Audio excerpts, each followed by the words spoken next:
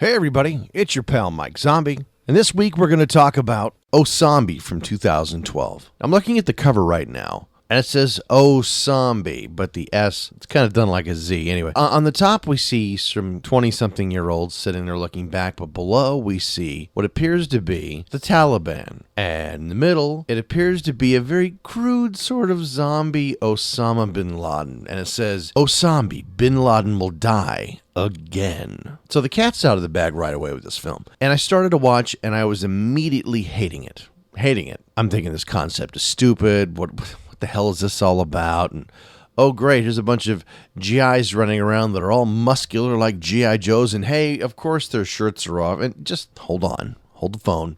There were some trappings, some cheesy shit in this film. There was some cheesy shit going on. But believe it or not, when this film ended, I laughed and said, wow, that was way more entertaining than I thought it would be. As this is a brand new film, I'm not going to tell you everything about it. Let me summarize it really briefly for you. It starts off where we actually view the raid in the compound where bin Laden was killed. And the team goes in, and a bunch of doors open up, almost like a storage area, like storage building, and you go in, and everybody's got their own door, and you put your own lock, that kind of shit. Pretty much that kind of thing inside Osama's compound. And the doors open up, and it's full of zombies. Now, Osama's watching, and he's like, I better get the fuck out of here. And he runs off upstairs, and he grabs this syringe and injects himself just as the team comes in and just shoots. I mean, they're coming up blasting and shoot this shit out of him. And he drops dead. Now, they don't know any better. And, of course, the rest of the story is what we saw and heard about.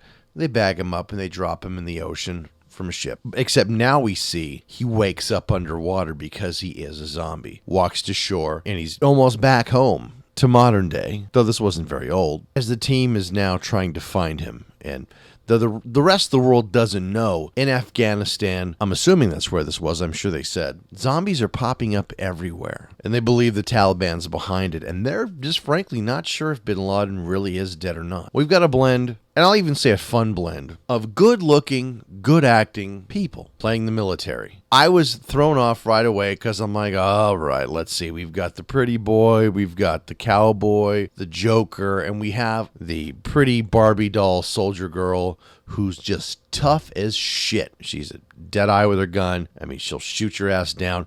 And like Michonne from Walking Dead, she carries a katana sword on her back, which has no place in this. And I was like, okay, that's dumb. I'm tired of seeing this character. Oh, look, here's the shirtless, muscle-bound army guy, and he's just got catchphrases galore. And I'm like, all right, fuck this. And then I realized these people are being, well, okay, they were kind of being legitimate. Now, whoever wrote this, they either spent some time in the army or they had a friend that is, because the things they're discussing, it made sense and it sounded absolutely correct as to how it should have. So it wasn't just stupid dialogue. And there was a lot of funny banter between these people. It was really funny. And I was immediately taken over by, all right, this concept is dumb, though interesting, and I want to see how this pans out. But I really, maybe even 20 minutes in, really started enjoying the dialogue between the people. Sometimes it got a little bit too witty for its own good, and maybe a little bit too inside. For the most part, it was funny without being stupid. It was thought-provoking and interesting, and even a bit touching. We lose a few of these people along the way. Some of them we came to really like, and their stories that they share with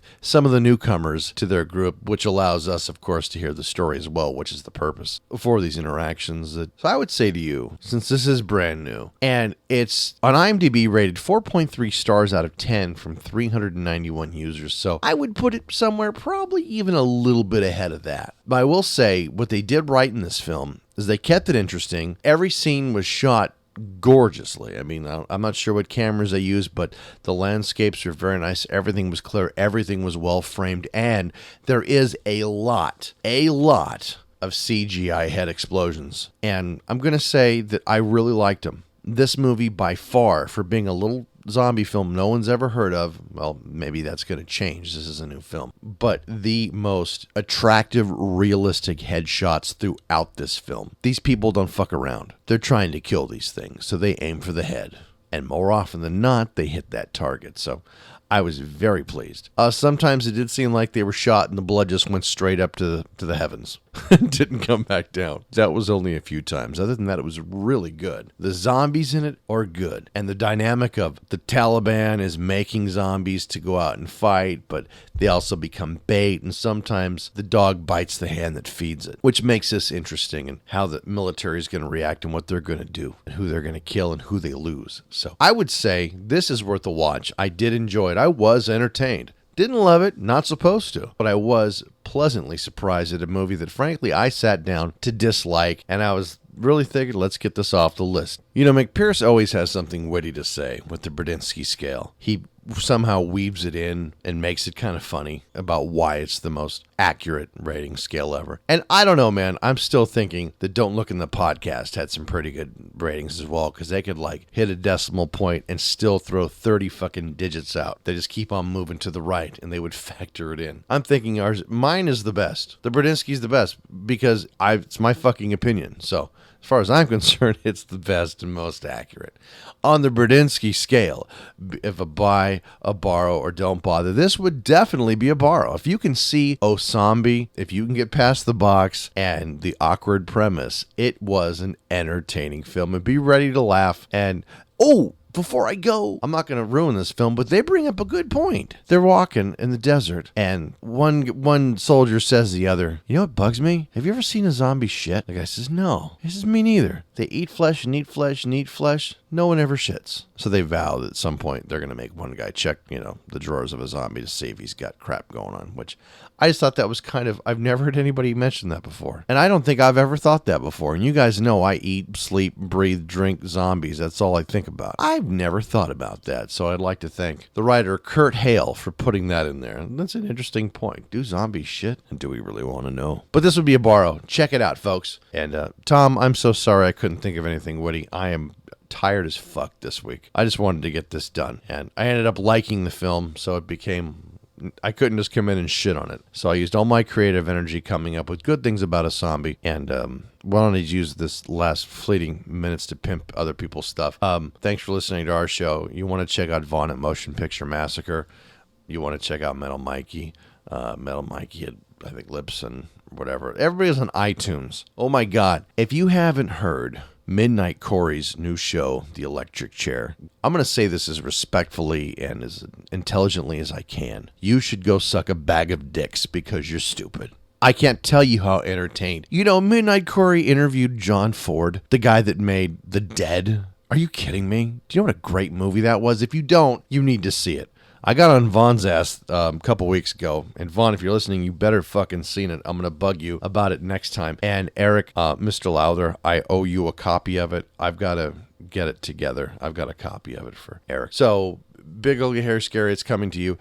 Check out, I don't think The Witch's Hat is currently doing anything. Fuck, I don't know. But anyways, listen to our podcast. Listen to all the others. Absorb this shit, folks. None of us can do it all, but together we can bring you a good full plate of horror, news, information, everything else. But man, definitely check out The Electric Chair with Midnight Corey. And you just need to search Midnight Corey. It'll come up. I'm not looking at it on my screen, but I can tell you his show is really fucking entertaining. So, all right, guys. You have yourselves a great week. I don't know what I'm watching. I've got 30 things. It's grown. I think I have more than 30 zombie films in my folder to watch right now, which is crazy because there's just not enough time. And I really thought this week's pick was going to be a shitty one that I just burned through, but I ended up liking it. But that's a good thing. Anyways, okay, I got to go because I'm getting delirious.